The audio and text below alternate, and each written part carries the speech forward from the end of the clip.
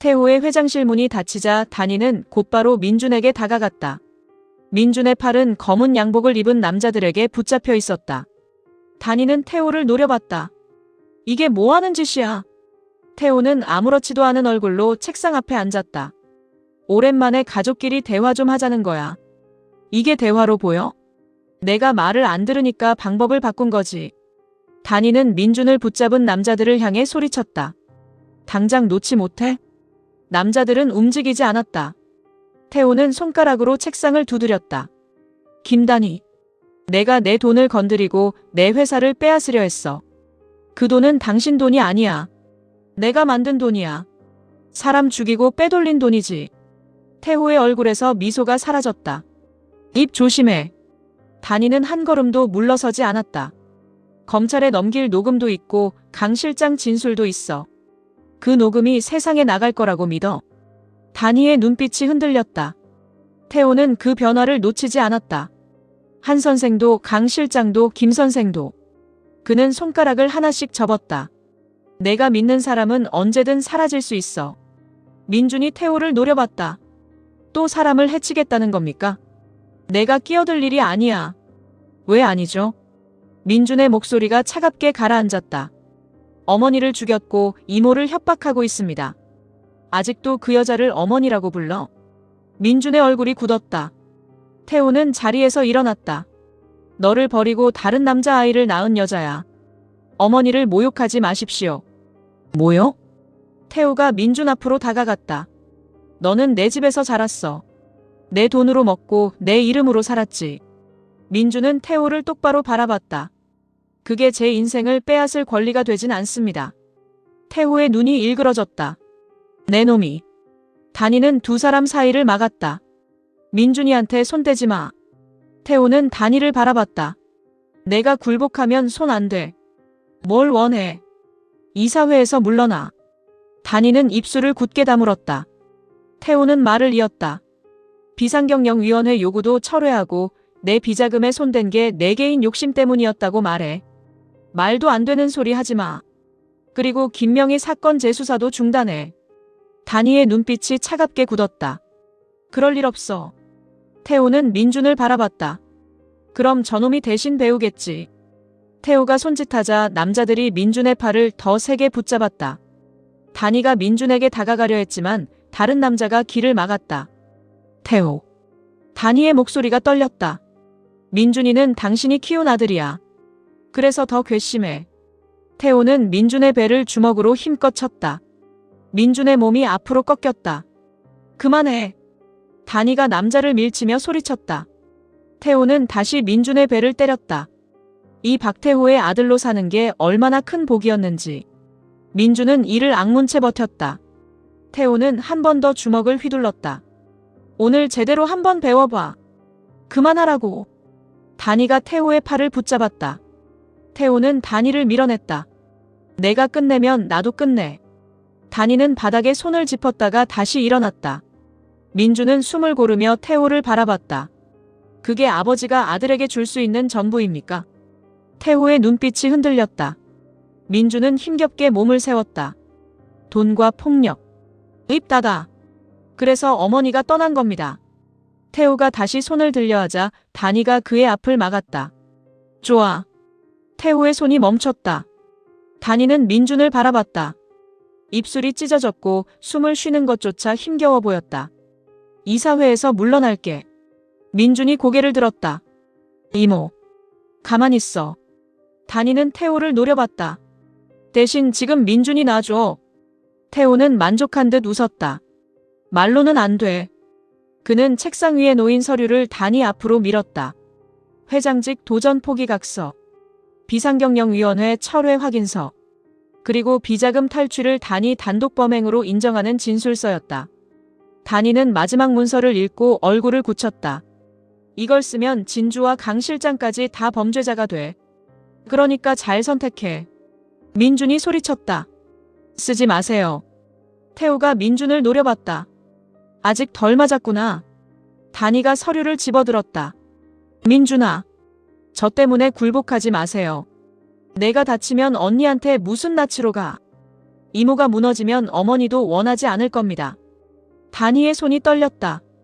태호는 펜을 내밀었다. 둘이 아주 애틋하네. 단희는 펜을 받아들었다. 그 순간 회장실 밖에서 비서의 목소리가 들렸다. 회장님, 경찰이 본사에 들어왔습니다. 태호의 얼굴이 굳었다. 무슨 경찰? 한 선생 폭행 교사와 강 실장 협박 혐의로 압수수색 영장을 가져왔습니다. 단희가 태호를 바라봤다. 태호는 곧바로 남자들에게 눈짓했다. 뒤쪽 통로로 나가. 남자들이 민준을 끌고 움직이려 했다. 단희가 민준의 팔을 붙잡았다. 어딜 데려가? 태호는 문서와 펜을 단희 손에 억지로 쥐어줬다. 경찰이 들어오기 전에 서명해. 싫어. 그럼 민준이는 다시 못 봐. 단희의 얼굴이 굳었다. 민준은 남자들에게 끌려가면서도 고개를 저었다. 하지 마세요. 태호가 단희의 귀 가까이 다가왔다. 내가 회장 자리를 포기하면 살려줄게. 단희는 태호를 노려봤다. 당신은 민준이를 죽이지 못해. 태호의 입가가 올라갔다. 왜 못해? 민준이가 죽으면 당신이 김명희를 죽인 이유도 세상에 드러나니까. 태호의 눈빛이 흔들렸다. 단희는 그 반응을 놓치지 않았다. 언니가 민준이를 지키려고 당신 협박을 견딘 거잖아. 태호의 얼굴이 굳었다. 닥쳐. 민준이가 살아있어야 당신이 숨긴 거짓도 유지돼. 태호는 단희의 목을 잡았다. 내가 뭘 안다고. 단희는 숨이 막히는 와중에도 태호를 똑바로 바라봤다. 당신이 가장 무서워하는 건 민준이가 친아들을 찾는 거야. 태호의 손에 힘이 들어갔다. 그 순간 회장실 문이 열렸다. 경찰들이 안으로 들어왔다. 박태호 회장님, 손 놓으십시오. 태호는 천천히 단희를 놓았다. 경찰들은 민준을 붙잡고 있던 남자들을 제압했다. 민준은 단희에게 다가갔다. 이모, 괜찮으세요? 단희는 민준의 얼굴과 배를 살폈다. 너부터 병원 가야 해. 태호는 경찰을 향해 소리쳤다. 여기가 어디라고 함부로 들어와. 수사관은 영장을 내밀었다. 한 선생 폭행 교사와 강 실장 감금 시도 혐의로 조사하겠습니다.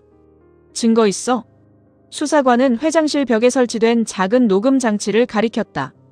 방금 하신 말씀도 모두 확보했습니다. 태호의 얼굴이 굳었다. 단희도 놀란 얼굴로 장치를 바라봤다. 민준은 조용히 말했다. 제가 설치했습니다. 태호가 민준을 노려봤다.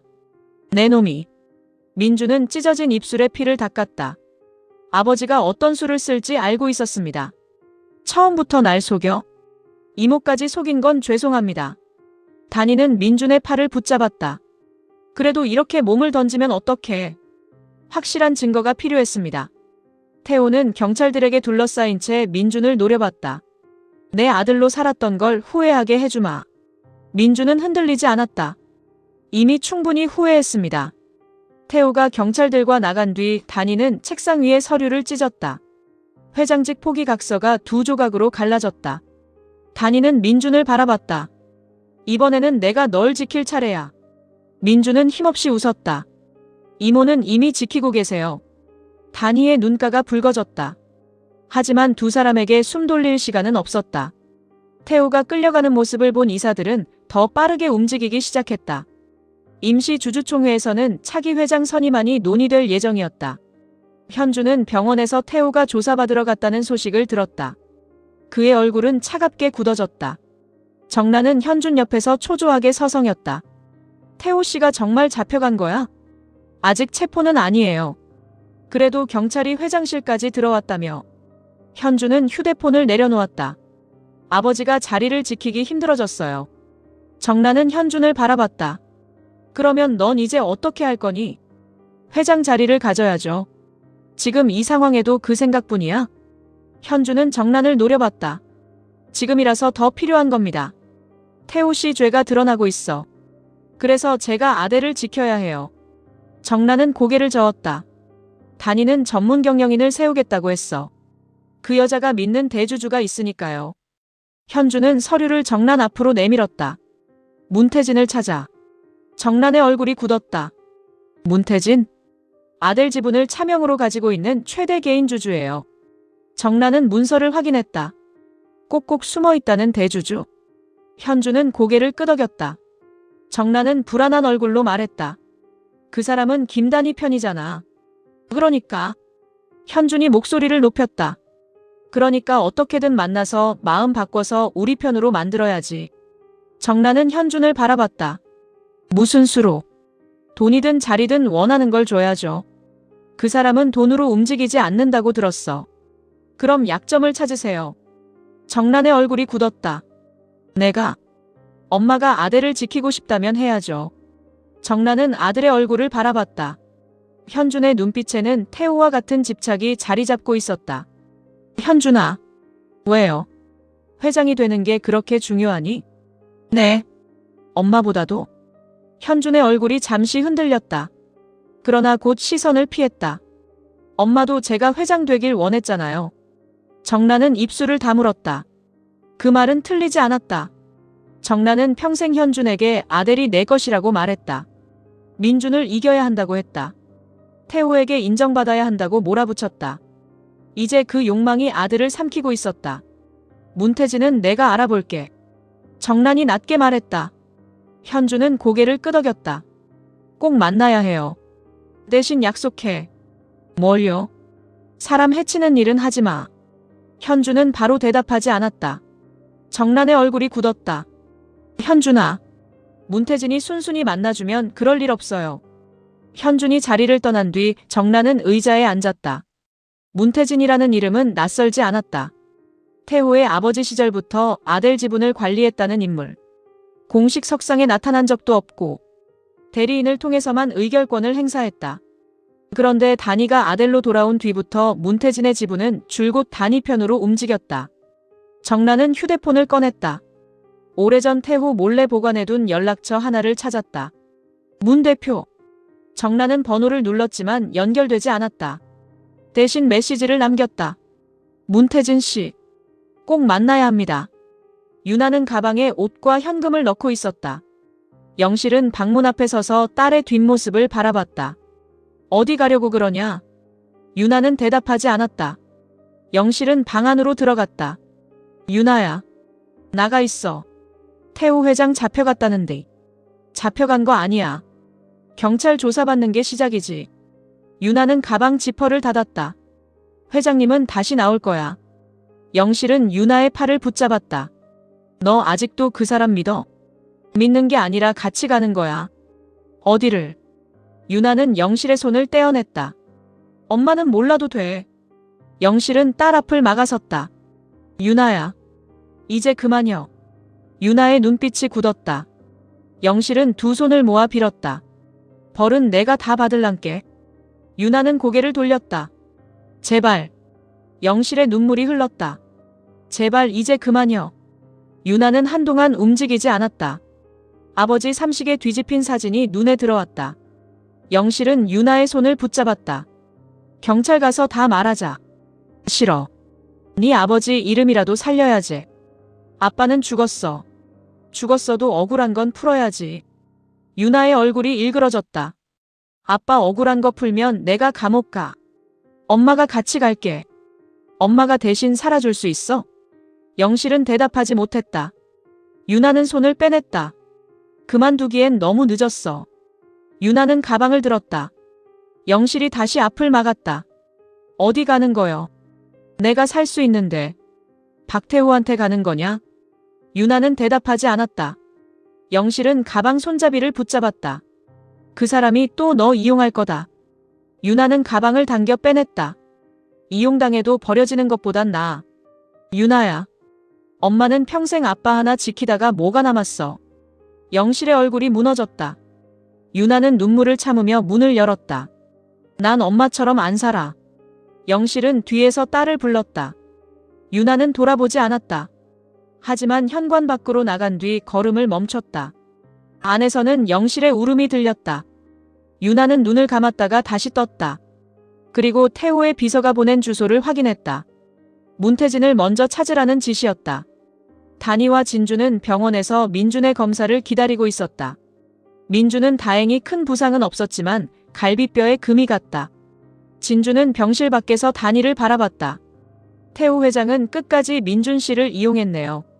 단희는 병실 문을 바라봤다. 내가 회장직을 포기할 거라고 생각한 거야. 실제로 포기하려고 하셨잖아요. 단이는 대답하지 못했다. 진주가 조심스럽게 물었다. 후회하세요? 아니. 단이는 고개를 저었다. 민준이를 살릴 수 있다면 회장 자리쯤은 아무것도 아니야. 하지만 현준 씨도 포기하지 않을 거예요. 단이의 표정이 굳었다. 현준은 태호보다 더 위태로웠다. 죄를 알고도 아버지 편에 섰다. 회장 자리를 얻기 위해 진실을 외면했다. 그러나 단이는 현준을 완전히 미워할 수 없었다. 현준 역시 태호와 정란에게 길러진 피해자였다. 현준이를 막아야 해. 어떻게요? 회장 자리를 빼앗아서라도. 진주가 단이를 바라봤다. 이모님이 직접 회장이 되실 생각이에요? 단이는 바로 대답하지 않았다. 지금까지 단이는 전문 경영인을 주장했다. 태호 일가 누구도 아대를 맡아서는 안 된다고 했다. 하지만 현준이 회장에 오르면 태호의 죄를 덮고 복수를 시작할 것이 분명했다. 내가 회장이 되면. 단이의 목소리가 무거워졌다. 현준이는 날 평생 원망할 거야. 그래도 현준 씨가 태호 회장처럼 되는 것보다는 낫지 않을까요? 단이는 눈을 감았다. 명희가 민준을 지키기 위해 어떤 선택을 했는지 떠올랐다. 가족을 지키는 일은 때로 사랑받는 일을 포기하는 것이었다. 현준이가 날 미워해도 막아야지. 단이는 천천히 눈을 떴다. 내가 회장 후보로 나설게. 진주의 눈빛이 달라졌다. 결심하신 거예요? 응. 그럼 문태진 씨 지분이 필요해요. 단이는 고개를 끄덕였다. 문태진은 아델의 숨은 대주주였다. 그가 가진 지분이 움직이면 차기 회장 선임 결과가 뒤집힐 수 있었다. 그 사람이 정말 우리 편일까? 지금까지는 그랬어요. 얼굴도 본 적 없는데? 진주는 강 실장이 남긴 문서를 꺼냈다. 문태진 씨는 언니 사건 이후 한 번도 태호 회장 편에 선 적이 없어요. 단이가 문서를 살폈다. 문태진의 의결권은 명예 사건과 관련된 이사회마다 태호의 반대편에 있었다. 왜 그랬을까? 진주는 대답하지 못했다. 그때 병실 안에서 민준이 두 사람을 불렀다. 단이와 진주가 안으로 들어갔다. 민준은 침대에 기대 앉아 있었다. 문태진을 찾고 계시죠? 단이가 민준을 바라봤다. 내가 어떻게 알아? 아델 이사회가 이미 움직이고 있습니다. 민준은 태블릿 화면을 보여줬다. 현준 측이 문태진의 의결권을 확보하기 위해 접촉 중이라는 내용이었다. 현준이가? 네. 민준은 단이를 바라봤다. 이모가 회장 후보로 나서십시오. 단이의 눈빛이 흔들렸다. 너도 그렇게 생각해? 현준이를 막으려면 다른 방법이 없습니다. 내가 나서면 되잖아.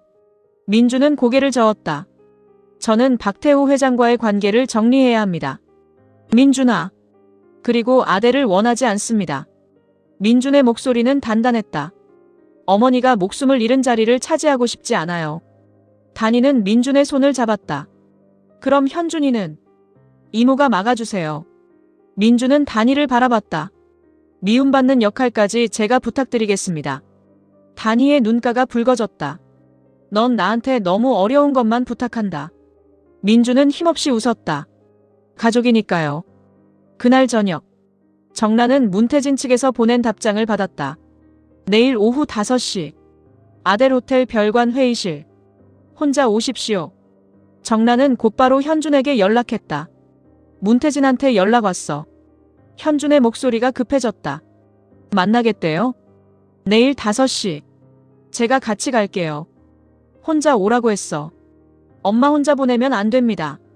내가 먼저 만나볼게. 현준은 잠시 침묵했다. 무슨 수를 써서라도 우리 편으로 만드세요. 정란은 전화를 끊은 뒤 불안한 얼굴로 메시지를 다시 읽었다. 혼자 오라는 말이 마음에 걸렸다. 한편 태호는 경찰 조사를 마치고 풀려났다. 직접적인 구속 사유가 부족했다. 그러나 수사는 계속되고 있었다. 태호는 비서에게서 문태진 접촉 소식을 들었다. 오정란이 문태진을 만나러 갑니다. 태호의 눈빛이 달라졌다. 김단희 쪽은? 아직 움직임이 없습니다. 그럴 리 없어. 태호는 창밖을 바라봤다. 문태진이 단희 편이라면 먼저 연락했을 거야. 정란 사모님을 미끼로 두 사람을 같이 불러낼까요? 태호는 잠시 생각했다. 문태진을 잡아. 회장님. 그놈 의결권을 빼앗으면 끝이야. 강제로는 불가능합니다. 태호는 비서를 바라봤다. 사람이 사라지면 대리인이 움직이겠지. 비서의 표정이 굳었다. 유나를 보내. 최유나 씨를요? 그 여자는 돌아갈 데가 없어. 태호의 입가에 차가운 미소가 번졌다.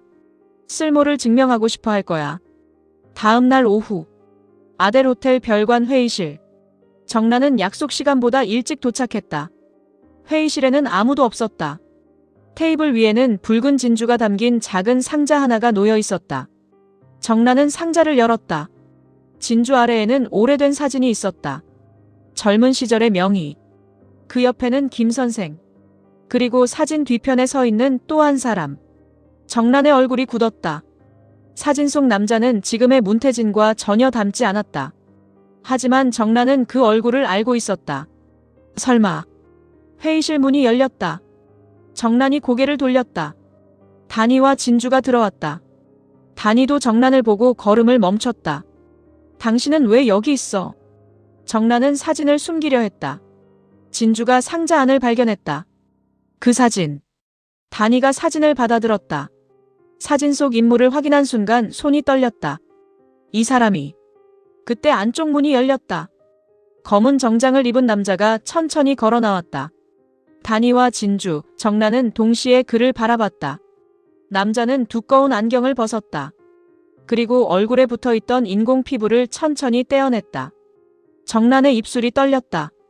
당신이 어떻게? 남자는 완전히 다른 얼굴을 드러냈다. 단이가 사진과 남자의 얼굴을 번갈아 바라봤다. 명희 옆에 서 있던 사람. 태호가 죽었다고 믿었던 남자. 민준의 친아버지라고 자신을 밝혔던 김 선생이었다. 남자는 세 사람을 바라봤다. 문태진은 내가 아델 안에서 사용한 이름입니다. 단이의 눈이 커졌다. 그럼 당신이? 김 선생은 천천히 고개를 끄덕였다. 아델의 숨은 대주주. 그는 단이 앞으로 걸어왔다. 그리고 박민준의 친아버지입니다. 정란은 뒷걸음질 쳤다. 태호 씨가 당신을 죽였다고 했는데. 김 선생의 눈빛이 차갑게 변했다. 박태호가 죽인 건 제 이름이었습니다. 진주가 물었다. 왜 지금까지 숨어 있었어요? 김 선생은 단이를 바라봤다. 김명애 씨와 약속했기 때문입니다. 단이의 눈에 눈물이 고였다.